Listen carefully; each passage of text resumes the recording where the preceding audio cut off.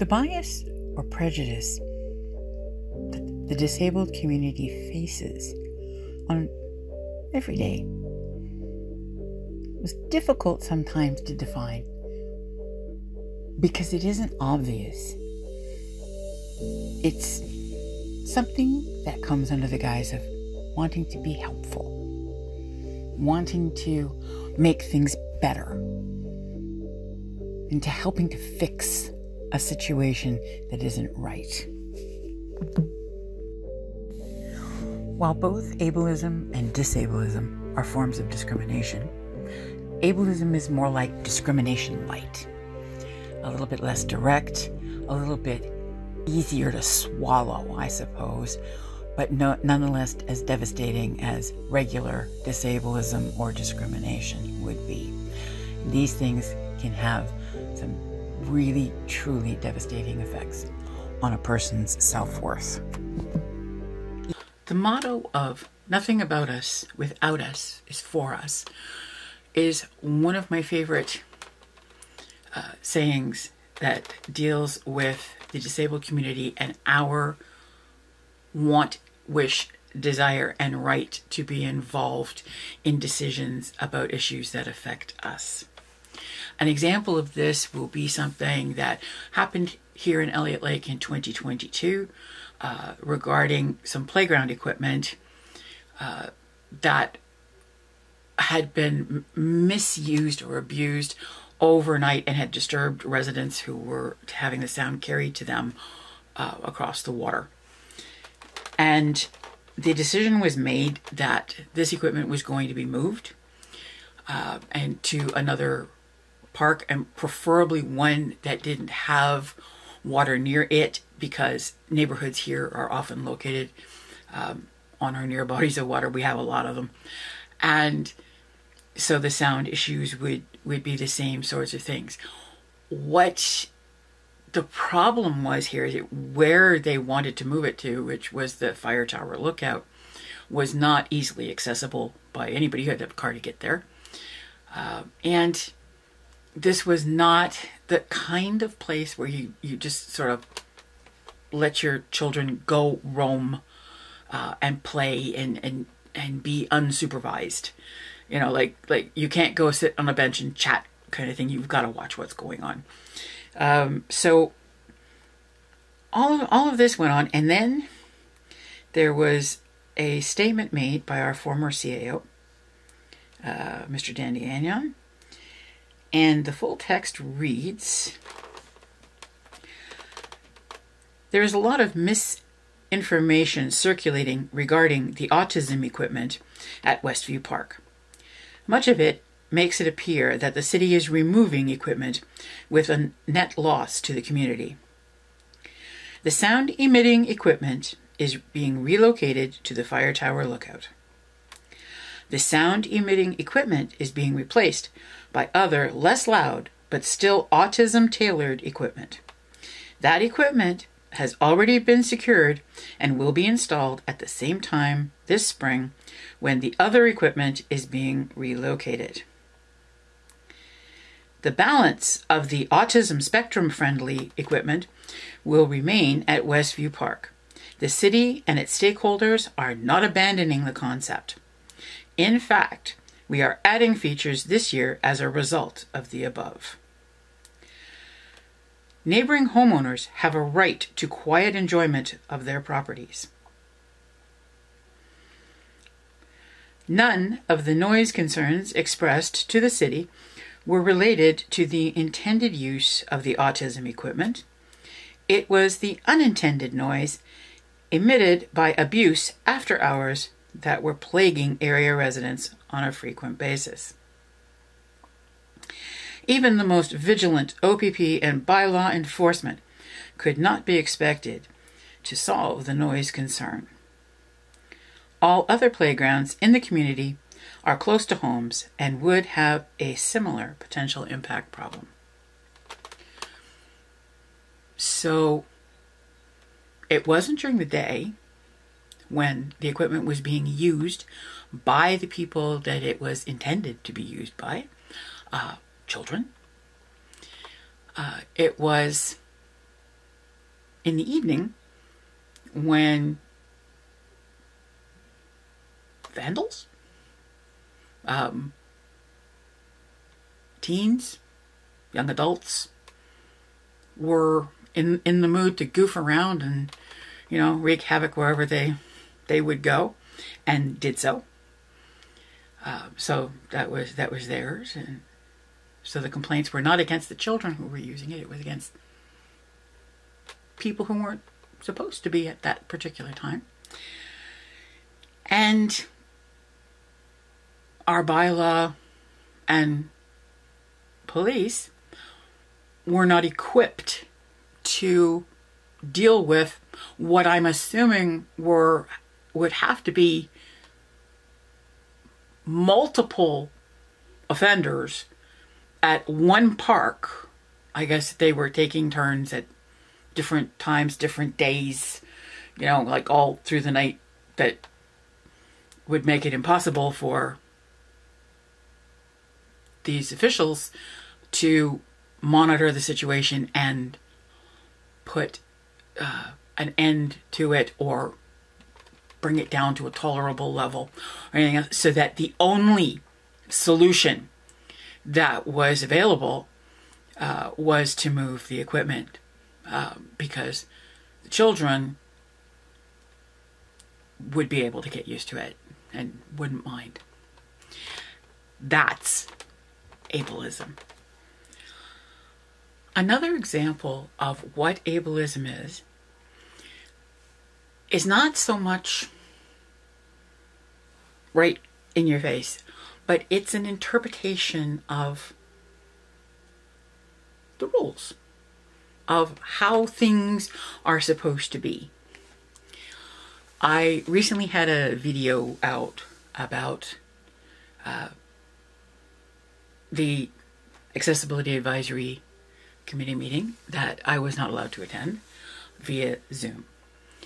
And one of the clips that I had for it was a description of the committee's mandate. And I'll let you hear that now. The Accessibility Advisory Committee's mandate, as is available on our city website, to work towards a barrier-free community for all persons with disabilities, and to work with the community to fulfill the mandate of the committee. Their goals and objectives. The goals of the Accessibility Advisory Committee are to encourage and facilitate accessibility on behalf of all persons with disabilities by promoting public awareness, inclusion, and sensitivity, encouraging cooperation among all service and interest groups to ensure a better community for all persons, identifying and documenting relevant issues and concerns, improving access to housing, transportation, education, recreation, and employment, which are the qualities of a 5-star community, improving communication among all levels of government and service agencies to make recommendations regarding policy and legislation, and recognizing that the needs of all persons are constantly changing.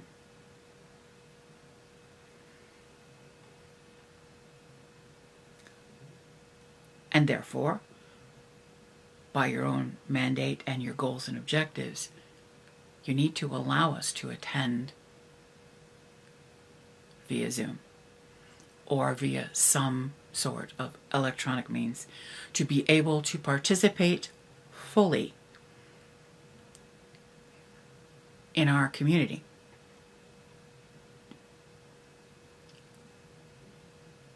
Otherwise, your attitude towards the disabled within Elliott Lake could be considered slightly ableist. And for an issue that borders on the ableism, disableism definition teeter-totter. Sometimes maybe not. And it is something that I firmly believe we're not ready to write a comprehensive law or anything about, because we don't know enough. And we can't be compassionate enough. We cannot differentiate well enough to write something that explains the criteria to allow someone to seek medically assisted death.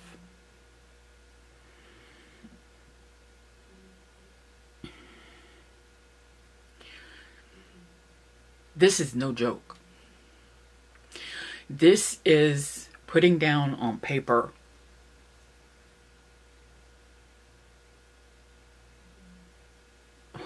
what makes it okay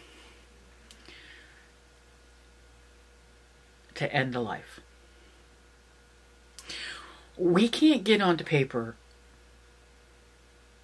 how to put together a living wage for people on disability pensions or old age pensions.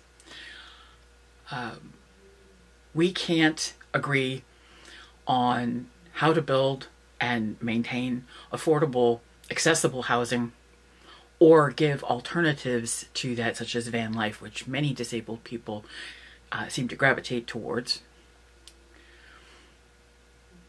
We have an act in Ontario, the AODA, which allows an out for everything. If you're really not doing a major anything, you don't have to fix it. So you don't have to make it accessible. And if you're building new, you do. But within a certain scope.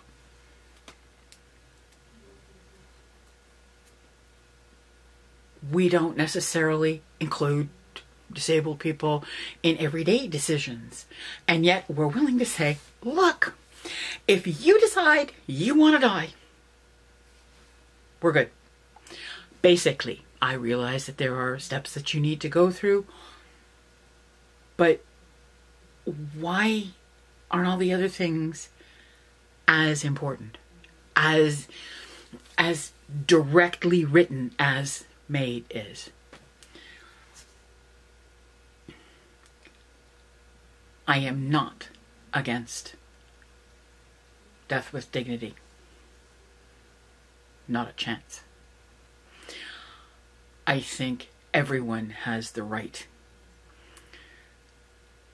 not to suffer, not to be kept alive when it is against everything that they want. But I also think that that's a conversation that needs to be had with each individual way before it becomes an issue. And yeah, okay, it's hard to sort of like sit down and go like, well, gee whiz, if I were struck down, what would happen? What would I want? Well, if I couldn't walk anymore, what I want to be doing? If I was depressed, what would I want to do? If I develop leukemia and I cannot be cured, what do I want for myself?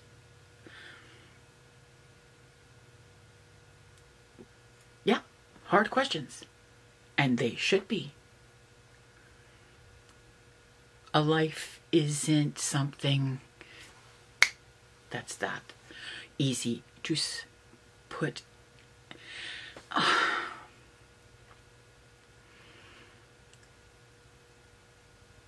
Everybody matters. And And I feel very, very strongly about this particular thing, and I'm sorry if this isn't clear. It is a very emotional thing for me. But to have laws or whatever they're called on the books that say that if you have a disability, if you have a mental disability, you can seek to end your life. If that isn't disableist, it is most definitely ableist.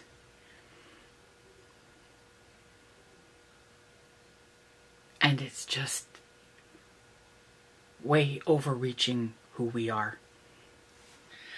As an example of disablism,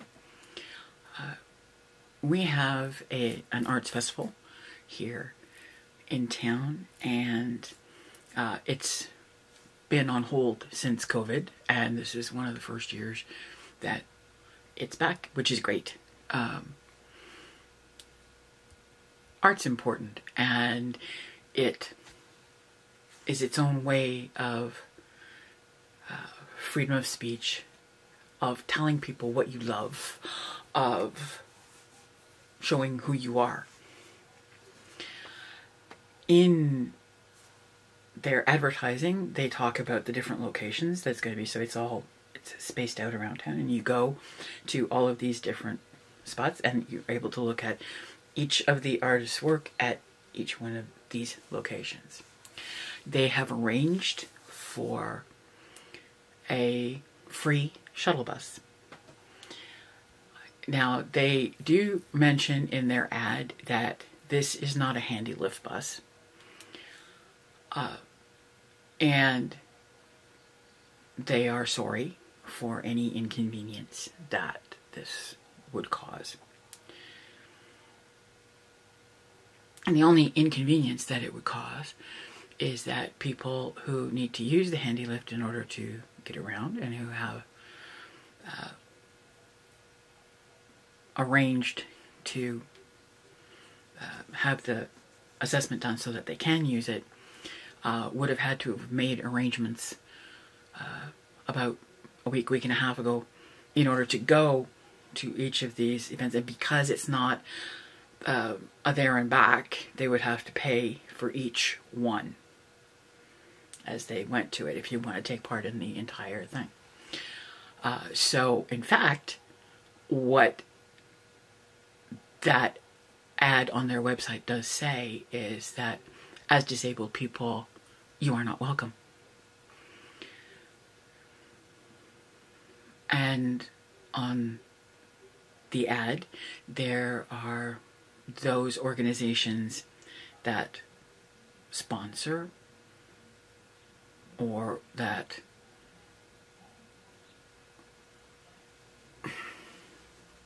endorse the arts on the trail, and they include the city and other organizations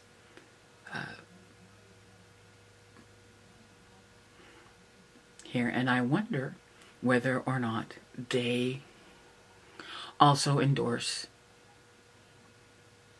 that rather hurtful statement. I hope this video provides some insights, provokes some questions and discussion, so that we can work together as people to create something that is really, truly inclusive. Thanks for listening.